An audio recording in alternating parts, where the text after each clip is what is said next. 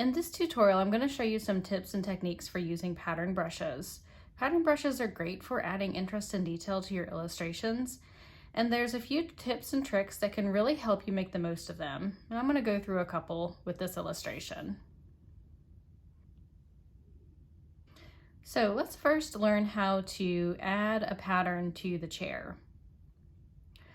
So I'm going to use a pattern that I have from my Pattern of the Month Club.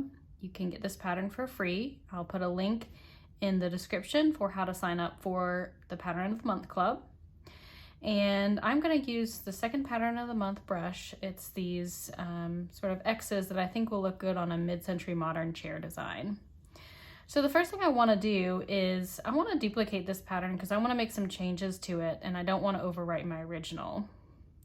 So I'm going to go in here and I want to make the grain just a little bit smaller. So you can do that by clicking grain and then going down to about 17% on the scale, I think will look good. And click done. So now we've made the pattern just slightly smaller. Next thing I'm going to do is select a color. I want to use this peach color. And then we're going to go ahead and clear the clipping mask first to show you what this looks like. So I'm going to just paint on the pattern. So you can see the pattern here. Now I do want to make this a little bit darker. So a little trick you can do is just to duplicate the layer a few times and then just pinch them together. And that will make that stand out just a little bit more. So I like the way that looks. So you can see here, obviously I'm going to need to put a clipping mask on here in just a minute, but first, before I do that, I want to warp this pattern.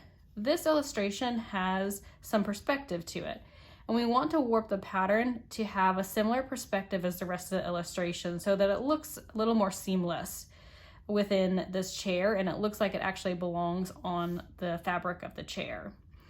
So to do that, I'm going to select what we just created, and then I'm going to go to warp.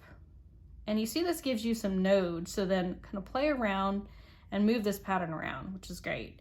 I want to do advanced mesh, which actually gives you more nodes to work with. And then we're just going to start playing a little bit with this, just nudging it into place. Again, kind of going along the perspective that we have set up in this illustration. So it's not a perfect tool. It's not going to be absolutely perfect to the perspective, but I think it's good enough to really give you a nice look and a nice addition to your patterns to really help them blend in with what you're trying to add them to. And so I think this here, if we just kind of warp this around the cushion, I think this is going to work really well. Okay, and I think that looks pretty good. So now what I'm gonna do is I'm gonna go back here to our layers panel and I'm gonna turn this into a clipping mask. And so then you can see that this pattern just appears on the cushion like we want. And I think that looks pretty good. The next thing I'm gonna do is the same thing for the bottom of the chair. So I'm going to select my layer for the chair pattern on the bottom, and I'm gonna do the same thing here. Paint on that pattern. I'm going to duplicate this again several times. Pinch that together and then select tool and then warp, advanced mesh. And once again, I'm just going to go along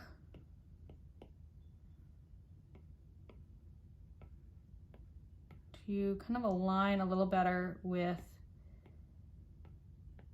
this pattern and how it aligns to our perspective. I like that. So then I'm going to hit clipping mask. And seeing now with the clipping mask, I want to make just a few more adjustments. So I'm going to select again. And I want this to a little closer to how it looks on the top. I'll show you in another tutorial how I created the patterns on the rug and the wall. Let me know if you have any questions.